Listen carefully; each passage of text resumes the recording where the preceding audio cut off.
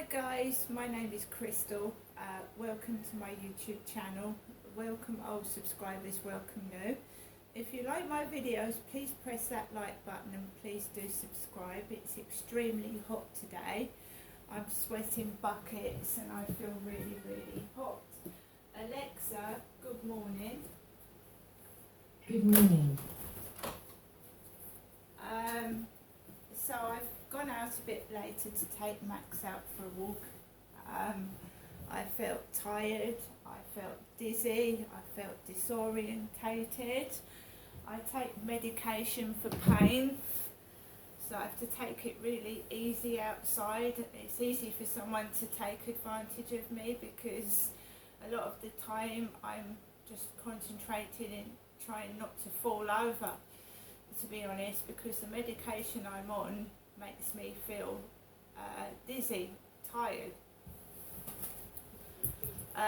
It's hot as well, it's very humid in this flat and it's humid outside.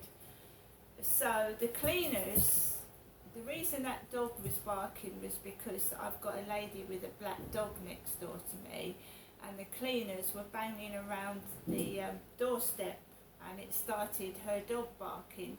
That's why another reason people have dogs, because they guard the door.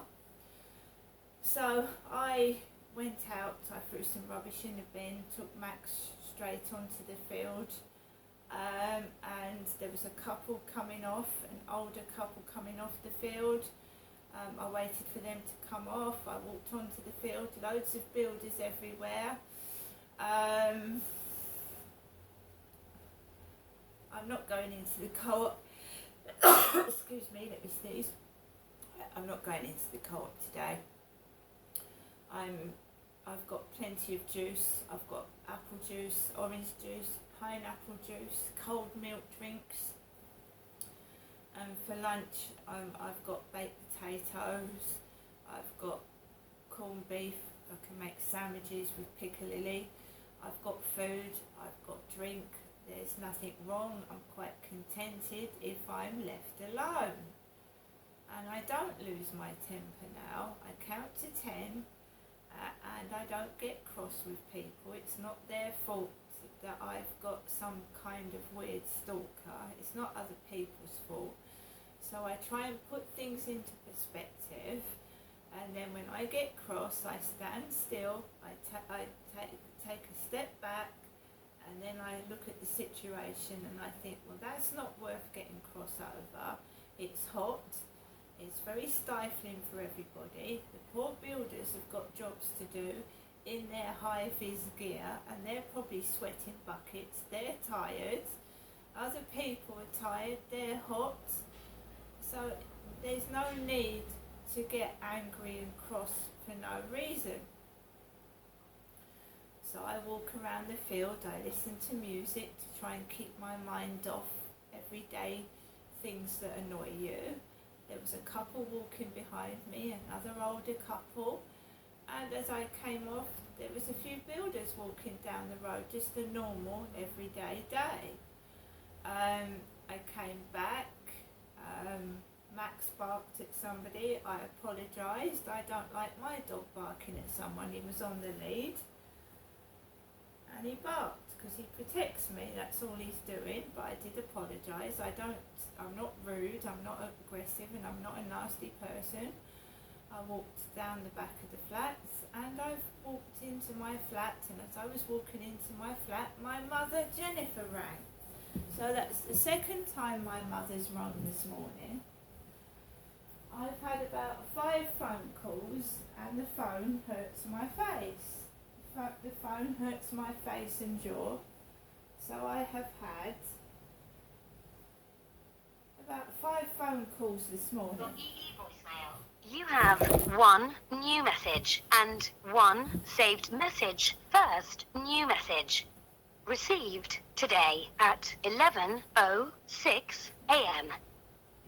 Hello, Janessa. It's me, your mum, Jennifer, speaking to you from my landline phone this Monday morning. Can I thank you for sending that roll-on perfume, Janessa?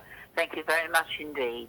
I hope it's from you. It doesn't say who it's from, but I hope it's from you, and thank you very, very much indeed. And I look forward to seeing you tomorrow. Okay, bye for now. Thank you again. To listen to the message again, press 1. To save the message, press 2. To delete the message, press 3. Your message will be saved for 7 days. First saved message. So, I did indeed send my mum some roll-on jasmine perfume from eBay under my mum's name, but using my bank card to pay for it. I said I'm a nice person, I don't take and don't give back. What I've been put out to be is wrong, and I'm trying to prove that. I have lost my temper, I've gone through a lot. I am on heavy medication. I do get brain fog. Sometimes I trip over. I sprained my ankle about 2 weeks ago now, walking on the field after I'd taken painkillers. I have no one looking after me. I look after myself. I have had a short temper, and then I've realised that that the situation could have been handled differently.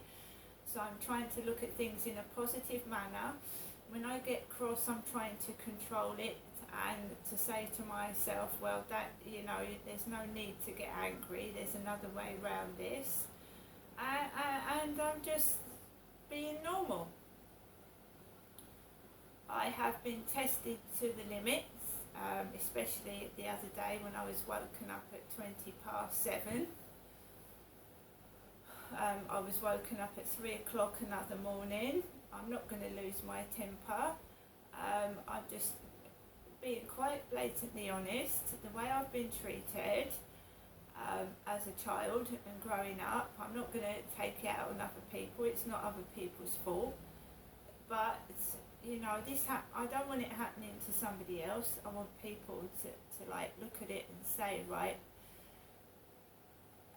it needs to get sorted out. You shouldn't have to live in terror in your own flat. You shouldn't have to be beaten in your own flat. You shouldn't have to go through horrible things in your own flat. There should be support and help, and you should be protected from the person concerned, because you don't want the person concerned to get a rap on the knuckles and then come back and keep doing it and doing it and doing it and doing it because they know no one's going to do anything about it.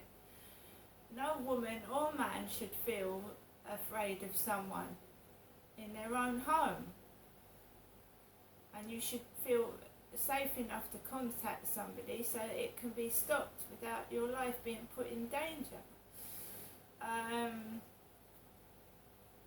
As for taking the mickey out of what somebody looks like,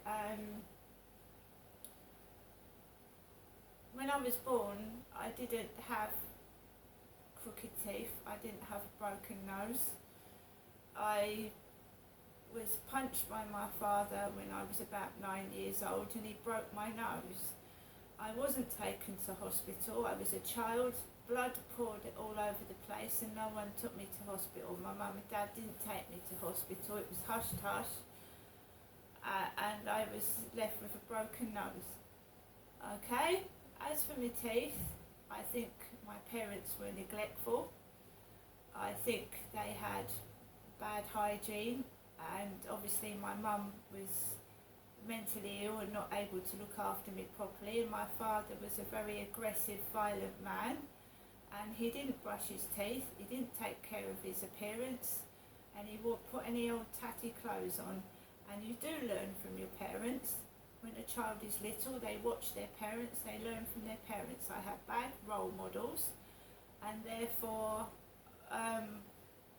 nobody watched me brushing my teeth properly as a child. I was given loads and loads of sweets, and if you don't brush your teeth and you eat loads of sugar, your teeth are going to rot and decay.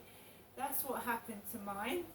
Then I had bad backstreet dentists because my parents were poor, and the dentist ruined my teeth.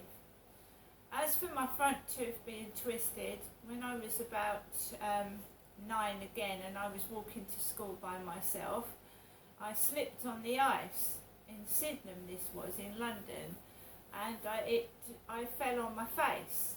I fell on my front teeth. When I got to school, I didn't realise what had happened until I looked in the mirror when I went to wash my hands going to the toilet, and I saw that my tooth was broken.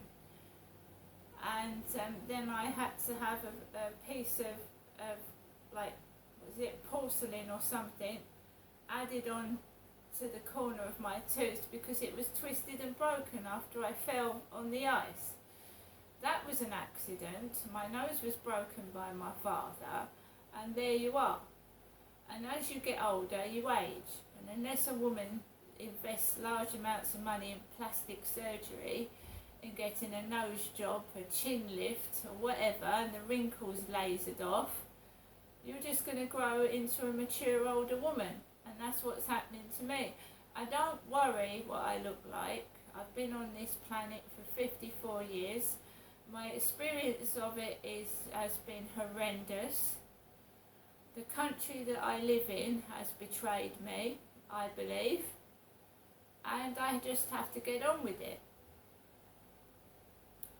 I have had no support, no help in this country whatsoever. I've been allowed to be.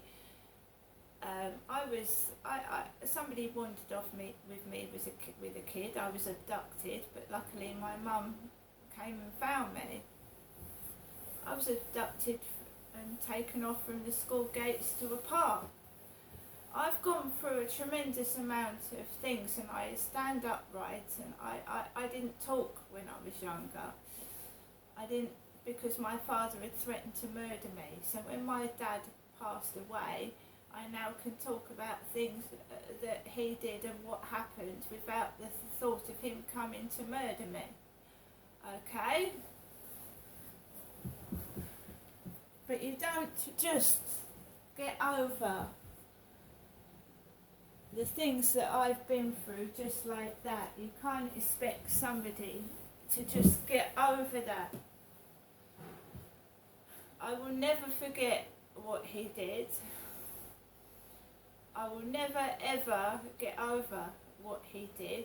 He died, he didn't tell me why he did it, he didn't apologise, and he would actually watch programs about the effects of child abuse when he'd been abusing me. He was a psychotic psychopath. He had no remorse, but instead of being locked up in prison, my father was allowed to get away with what he did. All I'm saying is that I'd like to know why, who covered it up. I want an apology, and I want compensation. You only get one life. My life has been awful. It's still being awful now. Any perpetrator that commits crimes against me is allowed to do it, and I end up locked in prison cells and fucking cast out and ignored. Now, I'm not saying I'm the only one. There are other people out there right this minute being abused and mistreated, and we need to stop it. We need to put harsher sentences on stalkers, domestic violence abusers,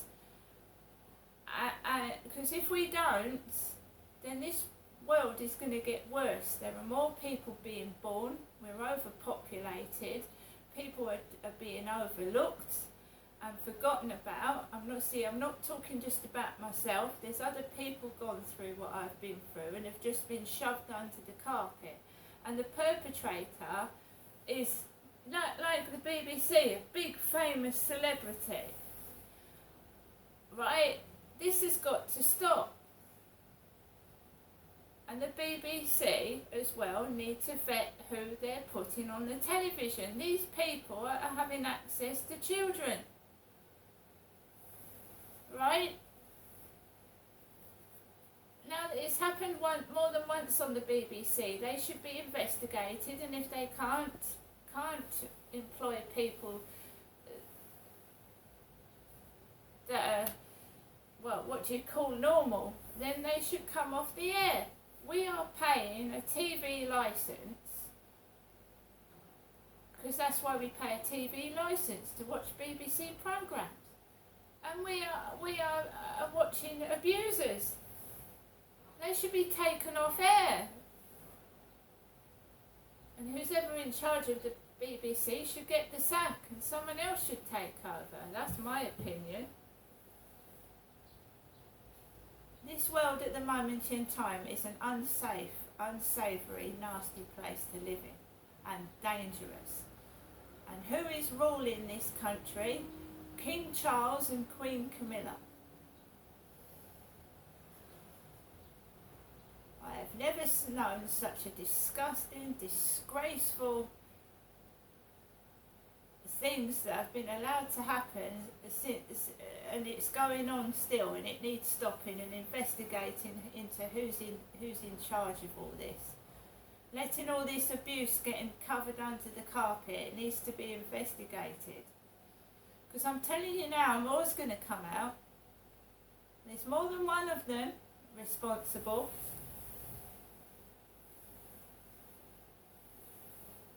It's disgraceful when the Queen was alive and we found out Prince Andrew was a naughty boy. That was covered under the carpet, wasn't it? Things kept cropping up and we were supposed to forget what Prince Andrew did, but none of us have. So there's what do you call it? Sickos in the royal family. It's time all this, we need an overhaul, we need a change. Do we really need a monarchy that we pay for and they don't do anything? For a start.